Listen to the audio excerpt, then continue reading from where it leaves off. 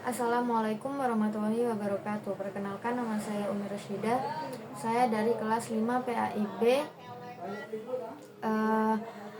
akan memaparkan tugas makalah dari kelompok 7, pengembangan instrumen evaluasi jenis non-tes.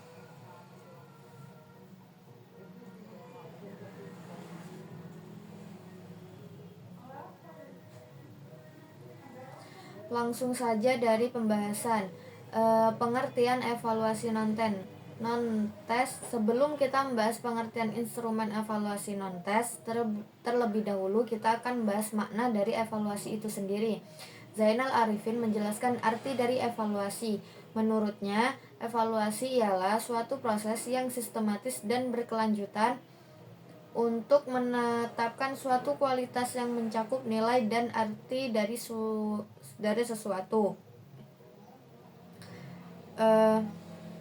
berdasarkan pertimbangan dan kriteria tertentu dalam rangka menetapkan keputusan. Pengertian lain dikemukakan oleh Slameto dalam Soekardi. Ia mengungkapkan bahwa evaluasi merupakan kegiatan yang direncanakan secara cermat dan merupakan bagian yang terpenting dalam sistem pembelajaran, dan mengetahui apakah sistem itu baik atau tidak, serta untuk mengembangkan kemampuan belajar peserta didik, kemampuan mengajar guru, dan menyempurnakan program pengajaran.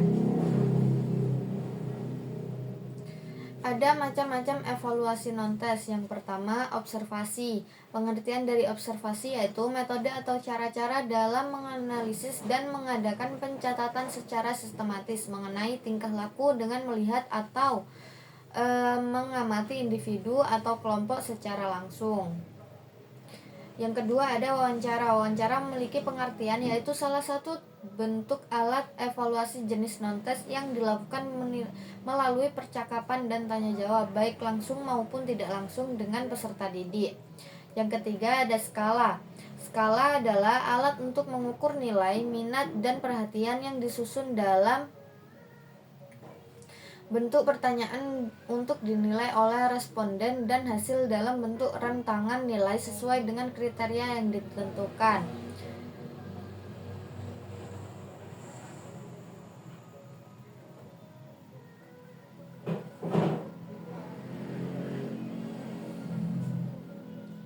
Yang keempat, ada studi kasus. Studi kasus pada dasarnya mempelajari secara intensif seseorang individu yang dipandang mengalami suatu kasus tertentu. Misalnya, mempelajari secara khusus anak nakal, anak yang tidak bisa bergaul dengan orang lain, anak yang selalu gagal belajar, atau anak pandai, anak yang paling pandai disukai teman-temannya. Yang kelima, angket. Angket atau kuesioner merupakan teknik pengumpulan data yang dilakukan dengan cara memberi seperangkat pertanyaan atau pernyataan tertulis kepada responden untuk dijawab 29 dalam proses pembelajaran di kelas. Responden yang dimaksud adalah peserta didik. Guru bertindak sebagai perumus dan pembuat angket.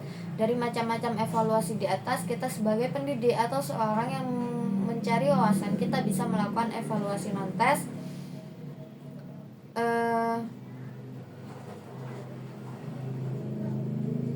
Kita sebagai pendidik atau seorang yang mencari wawasan, kita bisa melakukan evaluasi non-tes menggunakan cara evaluasi, wawancara, angket, skala, dan studi kasus. Ada tahapan evaluasi non-tes. Banyak tahapan ya, ada 7 tahapan. Dan kesimpulan dari pemaparan materi tersebut ada, menurut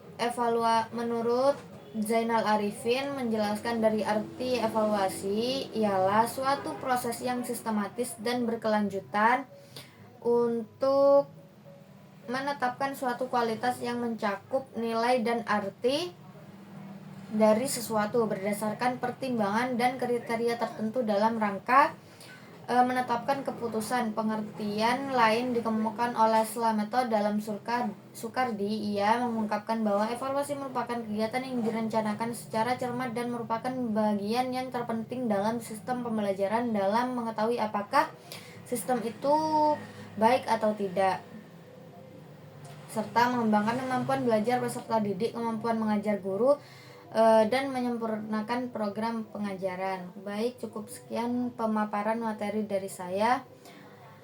Kurang lebihnya saya mohon maaf. Wassalamualaikum warahmatullahi wabarakatuh.